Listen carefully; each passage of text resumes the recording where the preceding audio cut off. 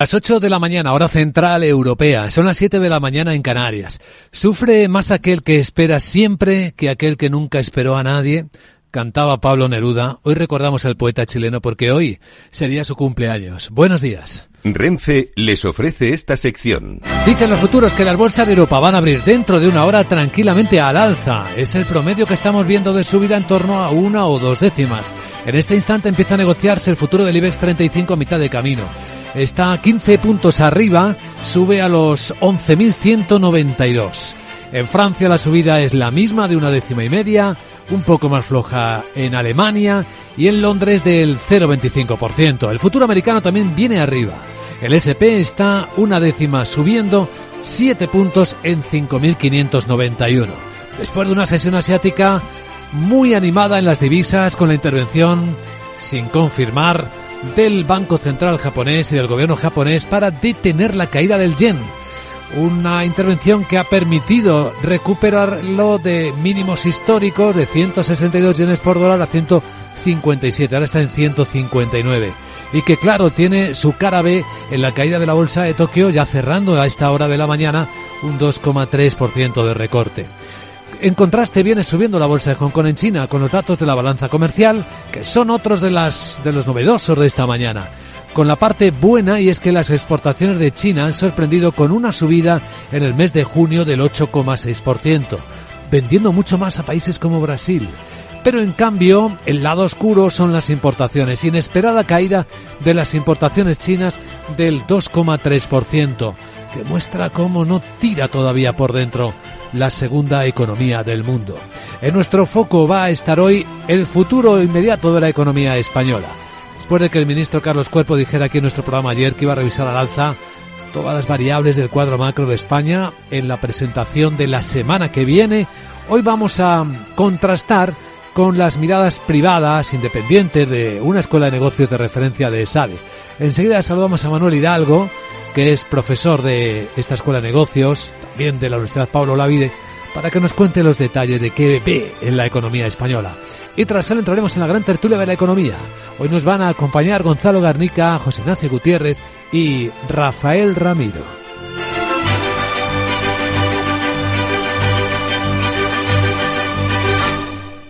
Renfe les ha ofrecido esta sección. Lauri, decidido. La despedida la hacemos en Gandía. Prepara el bikini. Lauri, que en Gandía vive el ex de Jessie. Que nos vamos a Málaga. Lauri, que no. Que dan mal tiempo. A Bilbao. Pinchos y party. Lauri, una cosita. Que al final es despedida conjunta. Te hago administradora del grupo que no puedo más. En Renfe tenemos más de 1.500 destinos para que siempre puedas llegar a donde quieras llegar. Nadie te da más. No todos los trenes son como Renfe. Renfe, tu tren. Capital, la bolsa y la vida, con Luis Vicente Muñoz. Bien, y entre las noticias de la mañana, una de última hora que ya hemos adelantado y que podemos ampliar con algún detalle. Y es una OPA lanzada por la Socimi, LAR España Bolsa de Madrid. Laura Blanco, ¿qué podemos saber a estas horas? Bueno, pues que Helios, la agencia inmobiliaria, lanza una oferta por LAR, una oferta en cash. El precio, 8,10 €. La oferta se realiza íntegramente en efectivo, supone una prima del 16% y entre los objetivos no está sacar a LAR de bolsa. Pues eso podemos adelantar, luego emplearemos la información en el tiempo de mercados y algo comentaremos en la gran tertulia de la economía junto con las claves geoestratégicas que nos trae el viernes, es viernes. Y entre ellas el final de la cumbre de la OTAN, en la que el secretario general Stoltenberg dice que ha quedado claro que la alianza ha puesto las bases para que Ucrania siga prevaleciendo. Y ha destacado esa ayuda de 40.000 millones de dólares más en acuerdos de seguridad y la mejora para poner a las bases para que Ucrania tenga un puente hacia la OTAN. También ha advertido Stoltenberg de la actitud que está teniendo China en favor de Rusia. Dice que los ejercicios militares de China junto con las fuerzas rusas en Bielorrusia forman parte de un patrón que no hace más que confirmar cómo los regímenes autoritarios se alinean cada vez más y también cómo China se acerca a la zona de la OTAN en Europa, en África, en el Ártico y en otros lugares. Así que esto encaja en ese patrón que hemos visto también, con una alineación más estrecha entre China y Rusia, pero también con Bielorrusia. Para evitar nuevos retrasos en el envío de ayuda militar, los aliados apoyan que la OTAN asuma la dirección de un centro de mando en Wiesbaden, en Alemania, algo que no ha gustado a Rusia porque pueden instalar ahí misiles de largo alcance. Por cierto, el presidente de turno de la Unión Europea, el primer ministro húngaro Viktor Orbán, se ha ido de la cumbre de Washington de la OTAN a ver a Donald Trump en Florida. Ha sido en su club privado, en Mar-a-Lago, para avanzar en su agenda de alcanzar un acuerdo de paz entre Ucrania y Rusia. El encuentro con Trump se produce apenas una semana después de que Orbán se reuniera con el presidente ruso Vladimir Putin y de que la Comisión se desmarcara de esas reuniones y le avisara de que no tiene mandato para negociar. De los datos de la economía española, este es muy llamativo y habla de la fortaleza del sector turístico. El primer semestre del año ha sido el máximo histórico de tráfico aéreo jamás registrado en España. En aire gestionó más de 1 millón de vuelos, lo que supone un 9% más que el año récord de 2023. Los vuelos internacionales crecen el 11% y los nacionales algo más de un 6%. Destacan 3 aeropuertos, Barcelona, Canarias y Sevilla. Y antes de que Sara Voz actualice la agenda del día, hoy tenemos IPC definitivo en España de junio. Recuerdan que en mayo se redujo 2 décimas hasta el 3,4%.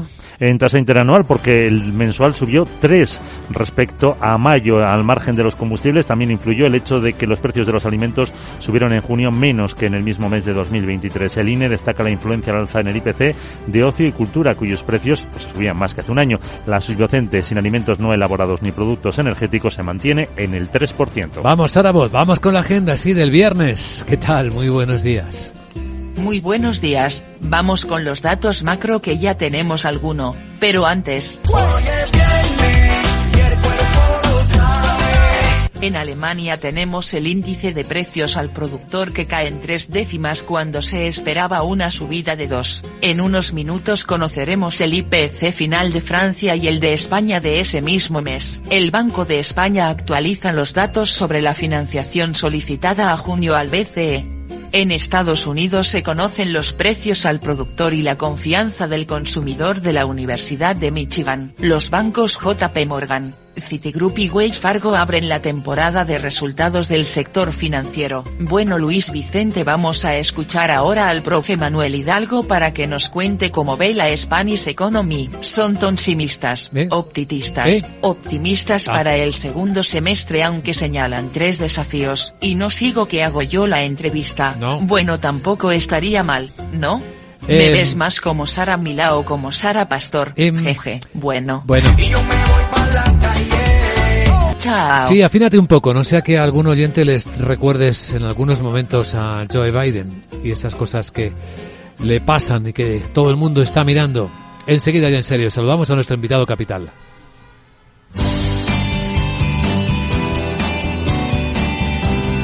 Tras echar un vistazo al tráfico en conexión con la DGT, Alba Aris, buenos días. Buenos días. En este momento estamos pendientes del incendio de un vehículo que corta en Madrid el túnel de la AP6 a la altura de Guadarrama, sentido Segovia, desvío debidamente señalizado. Además, otro alcance complica en Valencia la 7 en Paterna, dirección Castellón. Y al margen de estos accidentes encontramos circulación lenta en Madrid, de entrada por la A4 en Pinto, la A42 en Parla y la A5 en Navarcarnero, y también en los accesos a Barcelona por la C58 en Montcada y la B23 en Sant Feliu de Llobregat.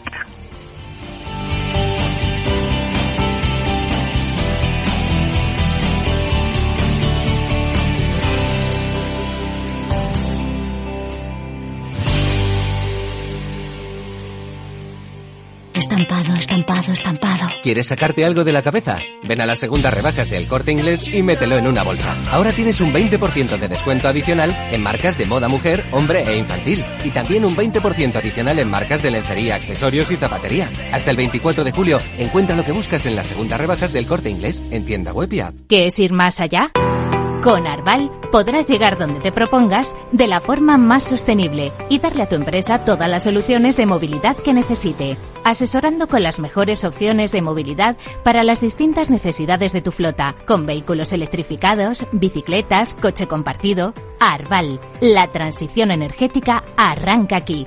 Más información en arval.es. ¿Te interesa la bolsa? Compra y vende acciones o ETF sin comisiones hasta 100.000 euros al mes. ¿Has oído bien? Sin comisiones. Más de 550.000 clientes ya confían en XTB. Abre tu cuenta totalmente online. Un broker, muchas posibilidades. XTB.com. A partir de 100.000 euros al mes, comisión del 0,2%, mínimo 10 euros. Invertir implica riesgos.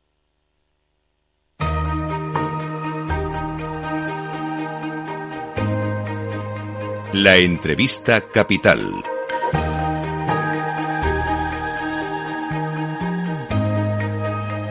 Luis Vicente Muñoz. Pues es el momento de transmitir una visión sobre cómo va la economía en España, a la luz del último informe económico y financiero de ESADE, de la Escuela de Negocios ESADE. Nos acompaña en Capital Radio don Manuel Hidalgo, es profesor de Economía de la Universidad Pablo Olavide, senior fellow también de ESADE ECPOL. ¿Cómo estás, profesor? Muy buenos días y bienvenido. Hola, muy buenos días, muchísimas gracias. Bueno, pues ayer mismo decía en nuestro programa el ministro de Economía, Carlos Cuerpo, que el cuadro macro que se va a actualizar la semana que viene va a ser revisado al alza. ¿Coincide con la visión de este informe que acaba de publicar ESADE, con las tendencias que se ven en el informe? Sí, nosotros hacemos este informe de forma periódica y desde el último que realizamos hace medio año, hacemos un par de ellos al año, lo que observamos y es lo que también contamos en el informe, es que no solo nosotros, ni el Ministerio, sino también Fondo Monetario Internacional, OCDE y cualquier otro organismo que se dedique a hacer análisis macro en términos coyunturales, lo que muestra clarísimamente es que la economía pues va de nuevo a crecer durante este año más de lo que se había previsto inicialmente. Por lo tanto, en este sentido, yo creo que todos, y el Ministerio le toca en este momento, estamos haciendo revisiones al alza, pues desde un crecimiento que oscilaba el 1,5% a uno que se puede ir incluso un punto por encima, hasta el 2,5%. ¿Y esto a qué se debe? ¿Sigue siendo el consumo público, en buena medida, también el privado, los que sostienen la economía española? ¿Qué esperamos que aporten las exportaciones? Por citar tres claves importantes. Bueno, el consumo público, que había sido bastante importante en el año pasado, parece que deja paso al menos el consumo público que nosotros llamamos de las administraciones centrales. No así es de las comunidades autónomas, pero sí es verdad que el crecimiento agregado del gasto público ya no explicaría tanto de ese crecimiento. Por otro lado, el consumo privado, el de las familias, pues sin ser especialmente intenso, sí es verdad que se mantiene en unos niveles que aporta crecimiento, también porque es el componente más elevado, más importante de la demanda y por lo tanto termina transmitiendo crecimiento. Pero si tenemos que centrarnos en los elementos que más están destacando en estos momentos son sobre todo exportaciones de servicios, y aquí hay que señalar dos de ellos, ¿no? En primer lugar, los servicios turísticos. Todos sabemos que estamos batiendo récords una vez más, es decir, el turismo ya no solo se ha recuperado de la pandemia, sino que está volando por encima de lo que venía haciendo los datos previos. Y después, en segundo lugar, también, y eso yo creo que es muy destacable, aunque su peso es menor y por lo tanto el efecto siempre va a ser menor, pero las exportaciones de servicios no turísticos, que en este sentido se está convirtiendo en una marca del crecimiento económico español en estos últimos trimestres, pues por ser de alguna manera no esperado, ¿no? Estamos hablando de servicios a empresas, servicios tecnológicos, servicios a la exportación. Yo creo que por ahí hay un pequeño rayo de luz para la economía española en el futuro, dado que se observa que estamos ganando competencia, capacidad para competir y para generar valor en esos sectores. ¿Qué se ve en el estudio del comportamiento de la inversión, que nos venía preocupando su tendencia negativa de los trimestres previos? Sí, precisamente yo creo que esa es la gran preocupación. Desde que se inició la pandemia, la inversión empresarial, tanto en residencial como en no residencial, parecía que no lograba despegar, no se recuperaba de lo sucedido a partir de la pandemia. Las explicaciones, pues yo creo que han sido varias. Seguramente pues hay de todo un poco. Por un lado, la incertidumbre económica, la incertidumbre política y geopolítica internacional, la subida de tipos como consecuencia de la inflación, la propia inflación también puede haber tenido algún efecto. En general, se estaba observando que la inversión privada, que al final es el motor de crecimiento a largo plazo, no reaccionaba, y eso era bastante preocupante. Sin embargo, parece que hay un cambio, un punto de inflexión a lo largo de este año. Los primeros meses se observa un comportamiento ligeramente diferente, algo más optimista. Y aquí la verdad es que nuevamente las explicaciones pues son hipótesis, pero en alguna de ellas tendrá su base, ¿no? Principalmente unas expectativas de bajada de tipos posiblemente más lenta de lo que nos hubiera gustado, pero que va a suceder, la moderación de la inflación, La incertidumbre geopolítica pues se mantiene, pero yo creo que hemos aprendido a convivir con ella y también con la nacional. Y después alertamos también o puntualizamos la cuestión de los fondos Next Generation que ha costado trabajo ponerlos a funcionar, pero durante 2023 y ya 2024 marcan una velocidad de crucero que puede estar tirando también de la inversión privada. Justo en estos días el debate sobre qué pasa con la productividad en España empieza a ser más intenso seguramente que antes, sobre todo a la luz de comprobar cómo en la estadística el principal impacto en el crecimiento de la economía española se debía, por una parte, al incremento de la población, y viene del lado de la inmigración, y por otra también al aumento del empleo, sin que, sin embargo, la calidad del empleo sea lo suficiente como para que la gente note en su propia economía doméstica lo bien que supuestamente marcha la economía del país. Dicho de otra manera, el país va bien, pero la gente no lo siente. En poder adquisitivo incluso hay muchas personas por debajo del nivel previo a la pandemia. Esto sigue siendo una curiosa paradoja, ¿no?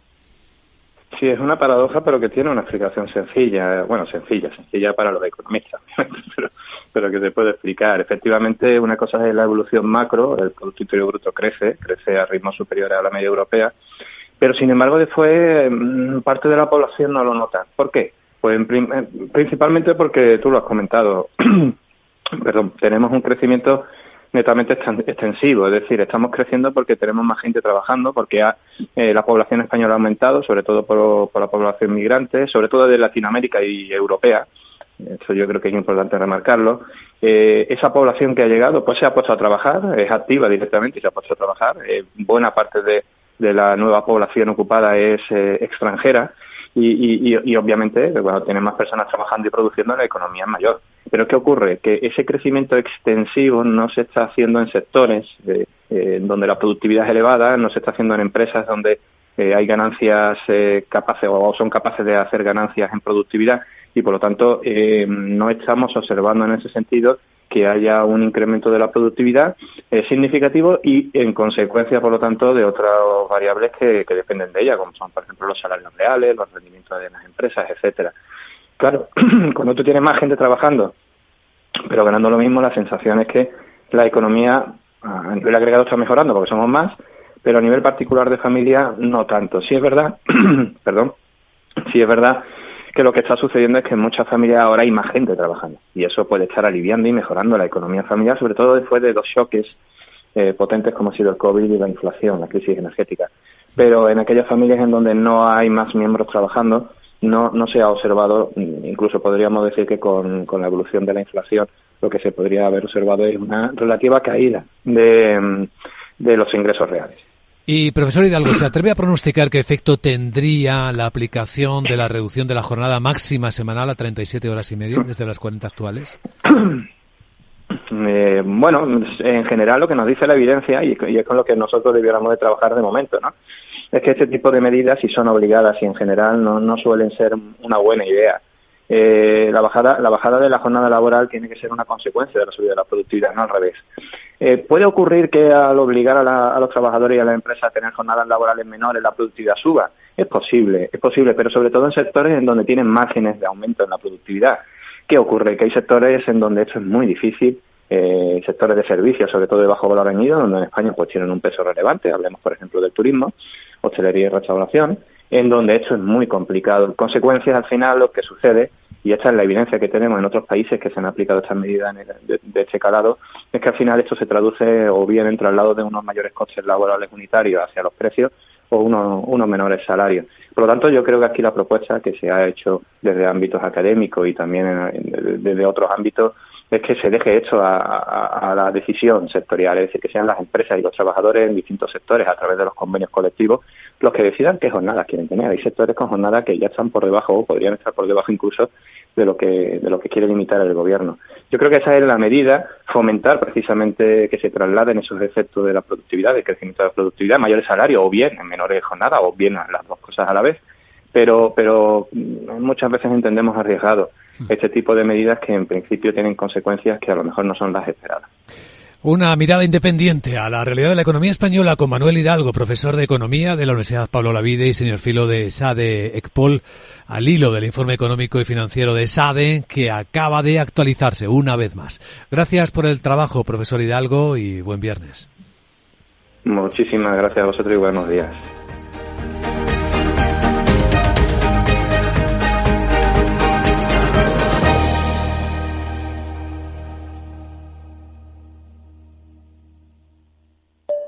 Mario, que eso de que no te da tiempo a pillar el tren. No te preocupes, que lo he mirado y hay un tren cada hora. Así que nada, salsero, duchita fría, cafetito para la resaca y ya te estás viniendo que está tu ahijao y toda su clase esperándote. Niños, saludad al Tito. ¡Tito! En Renfe tenemos la mayor frecuencia de trenes de este país. Nadie te da más. No todos los trenes son como Renfe. Renfe, tu tren.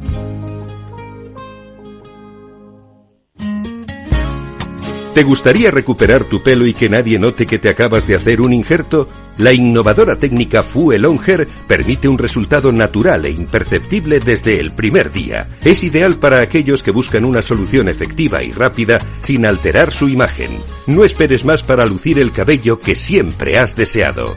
Llámanos al 651 052 052 o visita nuestra página web castellanaclinic.com.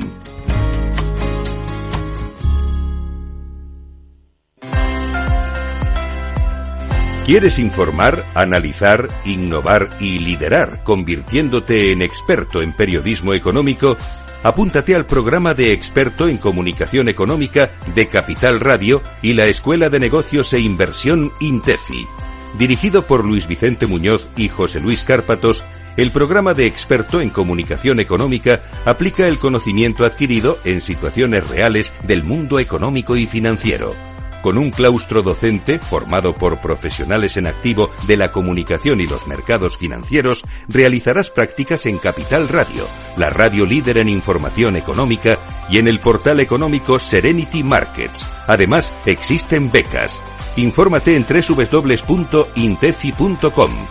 Programa de experto en comunicación económica de Capital Radio y la Escuela de Negocios e Inversión INTEFI. ¿A qué esperas para reservar tu plaza?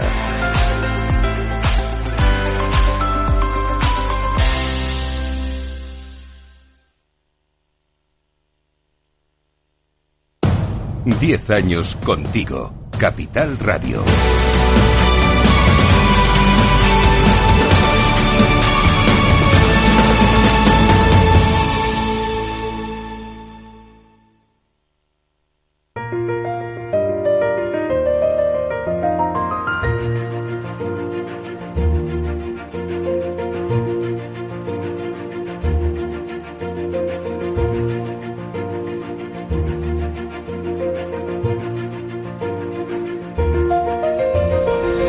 En Capital Radio comienza la gran tertulia de la economía con Luis Vicente Muñoz.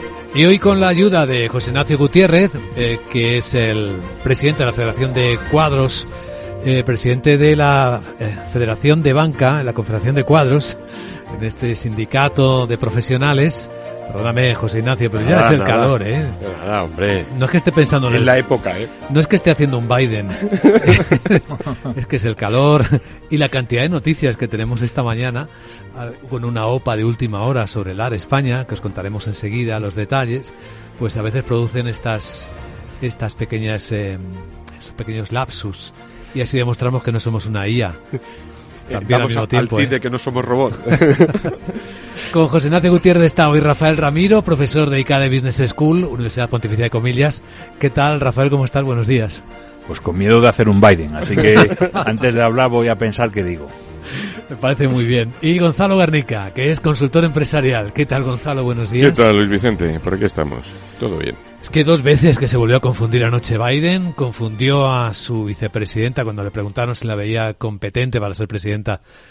Habló de su vicepresidenta Trump y a Zelensky le presentó como presidente Putin. Y luego, sí, la verdad es que pues esto es un tema que es la portada de los medios americanos, y es la portada del Wall Street Journal, y a pesar de todo insiste en que es la persona más competente y más capaz de presentar la batalla a su opositor, al candidato republicano Donald Trump. En junio se produce el debate entre los dos candidatos, cosa que a mí me dejó extrañar. Hasta las elecciones no son hasta noviembre, ¿no? Y entonces indagué un poco y veo que además el formato de los dos candidatos deja inerme a un señor de 82 años. Era de pie los dos. Por cierto, alrededor había periodistas sentados, no permitían textos escritos, no permitía el apoyo de ninguna chuleta, incluso en las pausas que se hacían para comerciales no dejaban entrar a ningún asesor a ayudarle al señor este. Conclusión, le están boicoteando los suyos. Porque sé por experiencia que este tipo de debates se preparan entre grupos de asesores y se están meses negociando hasta el último detalle y le metieron en un formato de debate que es mortal para un señor que está con sus capacidades disminuidas, lo cual permitió que se le viera mucho más esa carencia. Ya digo, o sea, le están boicoteando los suyos propios para convencerle de que se tiene que ir. En fin, bueno, sirva de preámbulo al tema del que sigue hablando medio mundo occidental, sobre todo el americano. Aquí en España vamos a conectar con la Bolsa de Madrid porque vamos a ver qué sabemos, cómo vamos ampliando la sorpresa de la mañana del viernes. La OPA lanzada sobre la Socimi LAR España. Laura Blanco, buenos días de nuevo. Buenos días. Esta no es una oferta en papelitos como la de BBVA por Sabadell, ni es una oferta posible como la de Brookfield por Grifols. Es una oferta en firme. De hecho, es una oferta en cash. 8,10 €.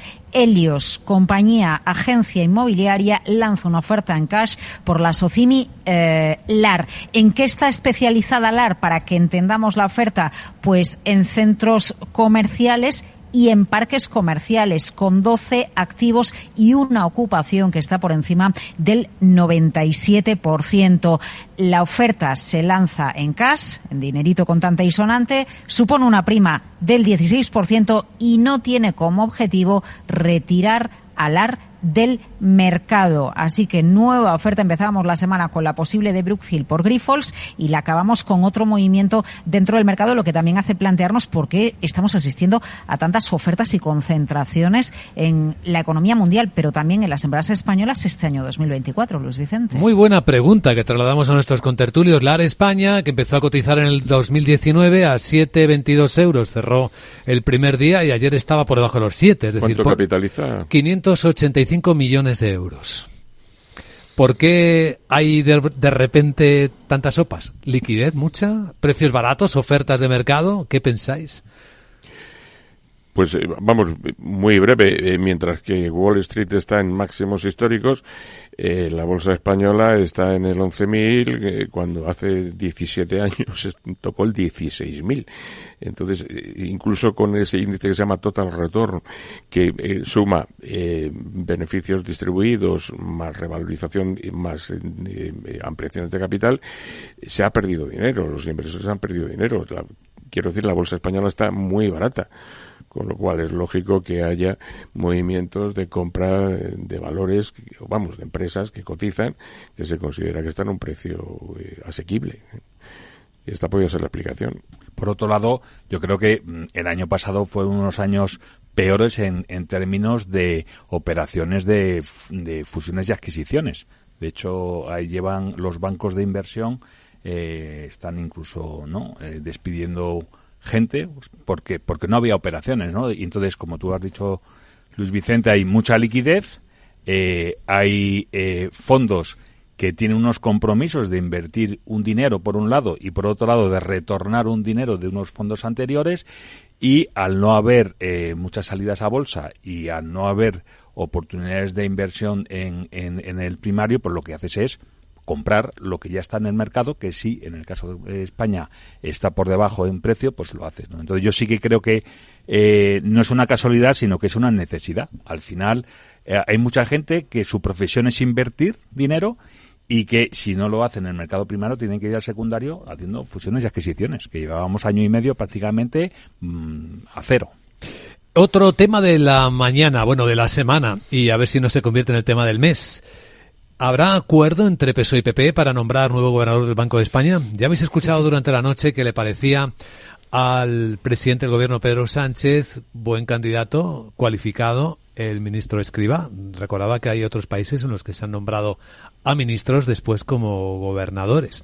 Aquí en Capital Radio, ayer mismo, el ministro de Economía, Carlos Cuerpo, se expresaba en estos términos que vais a escuchar. Y para ese momento del cuadro macro ya tendremos un nuevo gobernador del Banco de España.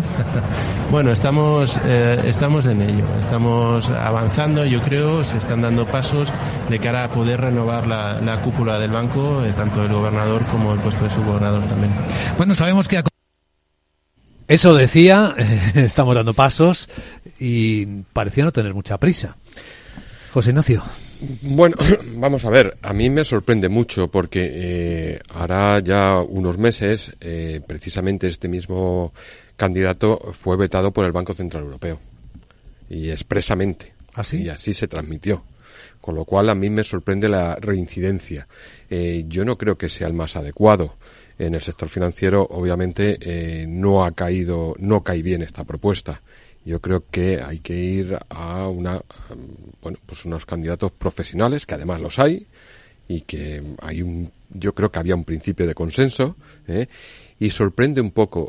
No sé si es el entorno político el que ha marcado este cambio de tendencia, pero no estaba encima de la mesa hace tan solo una semana. E inquieta dentro del Banco de España, aunque puede ser un globo sonda, que aquí se manejan con mucha naturalidad estas cosas en la política. Yo creo que hay una pelea por realmente quién puede ser el gobernador. Y en esa pelea yo creo que ahora mismo esto es un órdago de máximos. Y entonces hemos vuelto precisamente a la persona que más conflictividad crea dentro de los candidatos propuestos. Y ese puede ser el debate ahora mismo. ¿Por qué? Posiblemente porque estemos en un momento de debilidad del Partido Popular políticamente. Y entonces han aprovechado la oportunidad. Pero vuelvo a incidir, este candidato ya fue vetado por el Banco Central Europeo. ¿La debilidad política del PP te refieres a que al contexto después de que Vox rompiera anoche los acuerdos de los gobiernos regionales? Yo creo que ese es el entorno que han aprovechado, porque curiosamente el nombre se vuelve a poner ayer encima de la mesa. Sí, vamos a ver. O sea, primero decir que el gobernador del Banco de España ya no es lo que era. Antes el Banco de España tenía 4 grandes misiones, una de ellas era el banco emisor, es decir, emitía dinero. En segundo lugar, regulaba los flujos monetarios porque fijaba los tipos de interés, y estas son 2 cosas que ahora ya no hace el Banco de España, hace el Banco Central Europeo. ¿Qué le queda al Banco de España? Que le quedan 2 funciones, una, la función supervisora del sistema bancario, y en segundo lugar un servicio de estudios que es sin duda el mejor de España, el más respetado, el más prestigioso, al que más caso se le hace. Le quedan la función supervisora y de servicio de estudios. Ahora, dicho esto, claro, la función supervisora incluye el que, por ejemplo, si el Banco de España, ante una operación como la OPA de BBVA sobre Sabadell, en la que el Banco de España, presidido por Renata de Cos, no ha entrado, pues a lo mejor resulta que el próximo gobernador del Banco de España entra y puede vetarla, pues por supuesto. De hecho, pero Gonzalo, de facto la puede vetar, igual que la CNMC, por ejemplo. No olvides también la interlocución directa con los organismos, tanto de supervisión, con el Banco Central Europeo, claro, y con la EBE. Claro, pero entonces, ahí tenemos, por ejemplo, al vicepresidente del Banco Central Europeo, que se llama Luis de Guindos, ¿no? Sí, pero... Pero vamos, lo que quiero decir es que no siendo el Banco de España lo que era antes de poderoso y de importante, es sin embargo una entidad muy a tener en cuenta por estas 2 cuestiones, por la función supervisora y por la función, digamos, creadora de estados de opinión en el ámbito económico. Y por supuesto el gobierno va a querer colonizar eso como ha colonizado el CIS y el Tribunal Constitucional y Radio Televisión Española y la CNMC y la CNMV, bueno, y no me paro porque no acabaría toda la mañana. Eso nos sorprende, ¿no? Lo que comentabas, si sorprende, hombre, a mí sorprender no sorprende, ¿no? Estamos habituados a que esto ocurra. Creo que no es bueno, ¿no? Y yo sí que creo que es más globo sonda. O sea, al final, Escrivá no puede valer para todo. O sea, es un poco el típico comentario, ¿no? Este hombre al final le van a poner, no sé, de Utier, ¿no? Ahí en el Moncloa, ¿no? Entonces, creo que ese puesto sí que es relevante Y yo no estoy tan de acuerdo, José Ignacio, en que el PP esté políticamente... Pero es que, mira, ahí pasa una cosa. Yo creo que el tema de Vox a lo mismo le da un... Ahí pasa una cosa que va a ser recurrente, y es que el gobierno puede decir, oigan, ¿qué tiene usted contra Escrivá? Fue usted, el PP, concretamente Mariano Rajoy Brey y Álvaro Nadal, quienes le nombraron presidente de la Autoridad Fiscal Independiente, de la AIREF, que fue una entidad creada para supervisar los países que habíamos sido rescatados. Nos obligó la Unión Europea a crear esa entidad, y como nos dieron 100.000 millones para el rescate de las cajas de ahorro, que aunque se gastaron 43.000 millones nada más, se crea la AIREF. Y entonces el señor Mariano Rajoy nombra al señor Escrivá presidente de la Autoridad Independiente de Responsabilidad Fiscal, que es su nombre exacto. Entonces ahora va a decir el PP que Escrivá no vale para gobernador del Banco de España cuando ellos le nombraron presidente de la AIREF. Claro, es por ahí por donde... Gonzalo, el matiz es personas que han desempeñado... Yo estoy absolutamente en contra. O sea, me parece que además es un bluff este señor, igual que es otro bluff de Yolanda Díaz. O sea, quizá no sea la Calviño, la señora Calviño, Nadia Calviño, y no conozco a Carlos Cuerpo. Pero vamos, sé que este señor es un bluff. Igual que también los Yolanda Díaz. Pero la cuestión está en que personas que están desempeñando una labor política con un signo concreto no deben pasar a organismos, por supuesto, que deben ser ante todos independientes. Recordar que el trabajo del gobernador de Cos en los últimos años ha sido, entre otras cosas, poner encima de la mesa aquellos datos macro que consideraban preocupante en el momento. Y precisamente por la credibilidad que tenía el Banco de España, no se cuestionaban esos datos. Si tú precisamente colocas a un ministro que ha estado cuestionando en algunos momentos esos datos macro, lo que estás tratando es de eliminar la independencia de un organismo básico. Bueno, pero ¿qué me dices, José Ignacio, de Christine Lagarde, que fue ministra de Agricultura, Pesca, ministra de Comercio, ministra de Finanzas del gobierno francés? Sí, pero vamos a ver, ella desde que sale al Fondo Monetario Internacional, está en un puesto internacional sin influencia política, y retorna pasado un tiempo al Banco Central Europeo. O sea, que solo cuestión de tiempo, entre medias. Es de tiempo y de desempeño de función. Tú eres partidista en este momento, porque forma parte de un gobierno con unas directrices muy claras que ha cuestionado la labor del Banco de España, y precisamente parece que el objetivo es, como hay un organismo independiente y profesional que en algunos momentos ha criticado nuestra política, vamos a buscar una persona que además está desempeñando una labor política para evitar que esa independencia y profesionalidad pueda cuestionar nuestra actuación. Esa cercanía, las llamadas puertas giratorias, que tiene un sentido ante todo político, de evitar la independencia de organismos profesionales, que son lo que son, es lo que está en cuestión. Yo además no creo que el señor Escrivá políticamente haya sido de las personas que han hecho una labor más acertada. No, la seguridad entonces no creo que tampoco sea la persona más adecuada. En la gran tertulia de la economía en Capital Radio os cuento cómo vienen los mercados y seguimos porque hay más.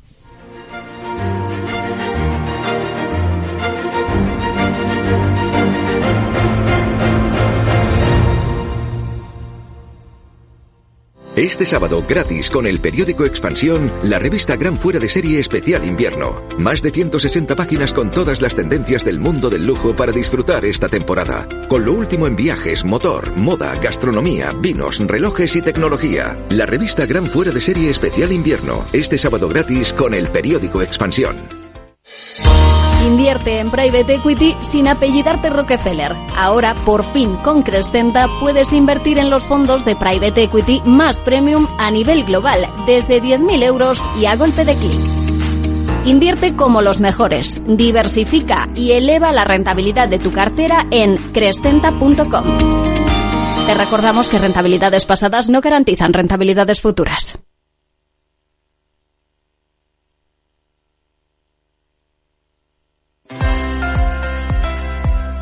¿Quieres informar, analizar, innovar y liderar, convirtiéndote en experto en periodismo económico?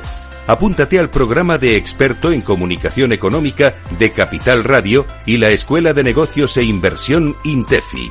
Dirigido por Luis Vicente Muñoz y José Luis Cárpatos, el programa de Experto en Comunicación Económica aplica el conocimiento adquirido en situaciones reales del mundo económico y financiero. Con un claustro docente formado por profesionales en activo de la comunicación y los mercados financieros, realizarás prácticas en Capital Radio, la radio líder en información económica, y en el portal económico Serenity Markets. Además, existen becas. Infórmate en www.intefi.com. Programa de Experto en Comunicación Económica de Capital Radio y la Escuela de Negocios e Inversión Intefi. ¿A qué esperas para reservar tu plaza?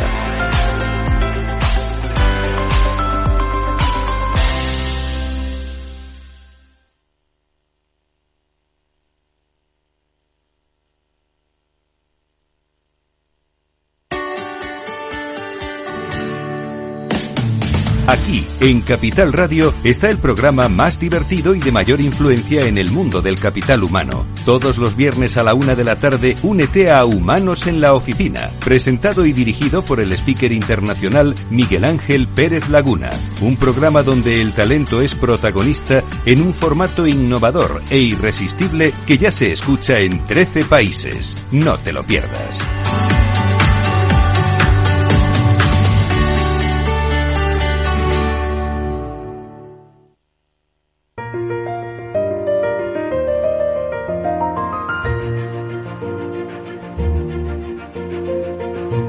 La gran tertulia de la economía, solo en Capital Radio. ¿Que cómo vienen las bolsas este viernes? Bien, con subidas entre 1 y 2 décimas la mayor parte de los índices europeos. El Eurostock sube 1 décima, el IBEX 35 casi ni eso, 4 puntos, tiene poca fuerza. El mercado francés, la bolsa parisina 3 décimas arriba, es la mejor entre las de la zona euro, aunque la mejor europea es la británica, que sube 5 décimas. El futuro americano, el S&P, 1 décima arriba, está en los 5.590, veo en las pantallas de XTB. Si inviertes en bolsa, esto te interesa. XTB, tu broker con más de 15 años en España, tiene la mejor tarifa del mercado para comprar y vender acciones y ETFs. No pagues comisiones hasta 100.000 euros al mes.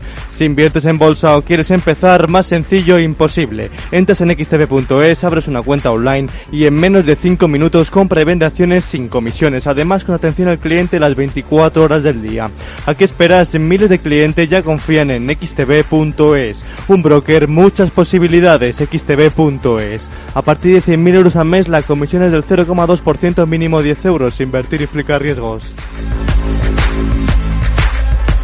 Aquí seguimos en la gran tertulia de la economía en Capital Radio. Ayer en el foro ICES había una pregunta que se repetía sobre todo a los exportadores, y es qué impacto o qué les duele a las empresas, por decirlo de una forma muy sencilla. A las empresas lo dicen de todas las maneras, les duele la burocracia, la que tienen y la que puede venir, porque hay una directiva europea de diligencia de vida, se llama, que está empezando a ser un auténtico quebradero de cabeza. Nos recuerda Gonzalo Garnica ahora en el interín que en las empresas ahora mismo hay mucha preocupación con esto, ¿no, Gonzalo? Sí, esto fue aprobado por el Parlamento Europeo a finales de abril y, bueno, hay 2 años hasta que se aplique a las legislaciones nacionales y entre en funcionamiento. Se llama Directiva de Diligencia de Vida en las cadenas de suministro y, para hacerlo breve, obliga a las empresas, a las grandes empresas europeas, a las que tienen mucho negocio internacional, a auditar a sus proveedores en materia de derechos humanos, de derechos laborales y de medio ambiente. Y cuando digo a sus proveedores es a sus proveedores y a los proveedores de sus proveedores y a los proveedores de los proveedores de sus proveedores. Casi imposible. Es decir, que pueden ser cientos de miles para el conjunto y que están en todos los países del mundo. Están en China, están en la India, están en Bangladesh, están en Níger, en todas partes, ¿no? Y aunque la directiva dice esto solamente afecta a las empresas que tienen más de 1.000 trabajadores y más de 450 millones de negocio internacional, como los que son auditados son los proveedores, pues esto acaba afectando a todos, incluyendo a las pymes. Es más, la directiva dice que si una pyme no tiene recursos para hacer esta auditoría, entonces es la empresa grande la que le tiene que dar los recursos, ¿no? ¿Qué novedad hay? Pues que ahora esto es obligado, de manera que quien no lo cumpla puede sufrir multas de hasta el 5% de su facturación neta mundial. O sea que no es ninguna tontería.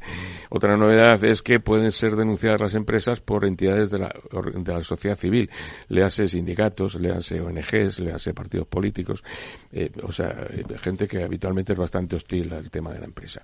Y sobre todo hay una cuestión aquí que es, oiga, no me puede usted imponer obligaciones que son imposibles de cumplir. Yo no puedo cumplir eso. Yo no puedo ir a una empresa en China que es proveedora mía, no sé, de zapatos o de vestidos, y decirle, un momento, que lo voy a auditar y voy a ver cómo están sus derechos laborales y si sus trabajadores trabajan más de 8 horas y si tiene aquí menores. O sea, no lo puede hacer porque simplemente viene la policía. No, China, hay terceros países que lo tienen prohibido incluso. Claro, claro, bueno, pero es que China, es que lo tiene prohibido. La India, Sí, cualquier otro país con el que tengamos una relación comercial intensa y que se salga, bueno, pues de aquellos que tienen unos estándares en materia laboral, pues como puede ser. Pero tal y como lo cuentas, Gonzalo, al final, o sea, yo desconocía esa directiva, pero eso no va a ir para adelante. O sea, sí. Bueno, vamos, quiero decirte, también en la PAC ha habido muchas cosas que al final han tenido que echarse para atrás y todo el movimiento a nivel de Europa también algunas cosas están echándose para atrás.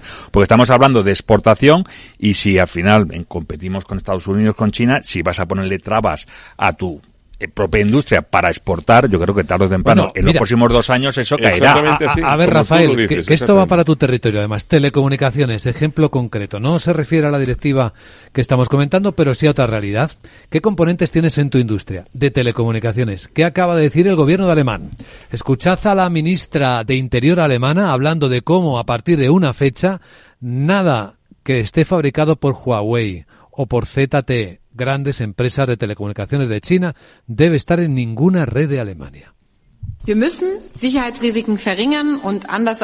lo que dice es que hay que reducir los riesgos de seguridad y, a diferencia del pasado, evitar las dependencias unilaterales. Debemos ser más independientes y estar más preparados para las crisis. Las amenazas actuales subrayan la importancia de una infraestructura de telecomunicaciones segura y resistente, sobre todo teniendo en cuenta los peligros del sabotaje y del espionaje. Por eso, señorías, estamos actuando con tanta decisión. Y ya le han puesto fecha, a finales del año que viene, fin. Y lo mismo que te dicen esto, te dicen lo otro. Que me la creo, en el sentido que no va solo por Europa y los alemanes, sino eso es lo que ya están haciendo los americanos, ¿no? Y que es, o incluso los propios chinos, es el proteccionismo, donde al final lo que haces es apoyar tu propia industria. Entonces, no digo que sea una excusa, a lo mejor hay una realidad, pero con la excusa de la seguridad, de riesgos de seguridad nacional, pues de alguna manera evitas al proveedor del grupo contrario, bueno, que en este caso son los chinos. Aquí en la directiva de obligado cumplimiento son riesgos de reputación, para que no se emplee trabajo infantil, para que no se contamine excesivamente. Ponle el nombre que tú quieras. Sí, pero Luis, la diferencia está en que países, en terceros países. Tú no le puedes dar a las empresas una gorra y un pito y decirle, ahora es usted agente de la autoridad y va usted a hacer esto de auditar en derechos humanos. Las empresas, dígame usted que es la autoridad gubernamental o internacional, si está prohibido comerciar con esa empresa, como hasta ahora, y si está prohibido no comercio. Y dígame usted cuáles son las limitaciones que hay, pero no me diga, no, mire usted a ver si, pues eso, cumple los estándares internacionales en materia de derecho laboral y si no, pues no comercie usted con ellos. Estas cosas, o sea, no les puedes pasar el tanto a las empresas, porque ya les has pasado muchos en materia de ecológica, de cambio climático, en materia de prevención de lavado de dinero, de blanqueo de capitales. En las materias más diversas, las empresas están absolutamente llenas de regulación. Y aquí aparecerán, además, otra legión de asesores que dirán, yo te voy a hacer el plan porque hay que hacer un plan. Se genera empleo, por ese lado. Oye, un apunte más antes de que nos marchemos, y seguro que José Ignacio quiere comentar algo. ¿Habéis leído el relato del intento de asesinato del presidente de Rheinmetall, la mayor industria de defensa europea, alemana? Complot ruso descubierto por los americanos, actuación de la policía alemana para evitarlo. Sí, vamos a ver, no solamente ello, es que la mayor amenaza que tiene ahora mismo Europa son los sabotajes que sobre su economía se pueden producir. No estamos diciendo que estamos en una guerra híbrida, no vamos a un enfrentamiento abierto, no, pero los riesgos de sabotajes reales, incluso de incidencias que en otro momento se podría considerar actos terroristas, es la mayor amenaza que tenemos ahora mismo en Europa. Incluso comandos de actuación en suelo europeo es una de las cuestiones que se ha estado debatiendo en la reunión de la OTAN. No te digo a nivel de jefes de Estado, sino lo que es a nivel de profesionales. Ese es uno de los mayores riesgos. Ya hay algunos datos de algunos incidentes que se han producido, que están siendo investigados desde esa órbita, desde ese planteamiento. Esto es un hecho muy significativo porque era una actuación concreta contra una persona, pero las actuaciones contra empresas, incluso de carácter violento, está siendo ahora mismo uno de los objetivos básicos de la seguridad europea. Esa es la vía que parece ser que agentes rusos pudieran estar planificando en materia de sabotajes económicos. Riesgo ahí, red de comunicaciones, red de provisiones, red energética, es lo que ahora mismo, y se está reforzando la seguridad en estos conceptos. Infraestructuras críticas. Exactamente. La gran tertulia de la economía, asuntos muy serios que nos deben preocupar con el rigor que corresponde en cada momento. Hoy con José Ignacio Gutiérrez, Rafael Ramiro y Gonzalo Garnica. Gracias por acompañarnos y buen viernes. Un placer. Gracias, Luis. Un abrazo a todos.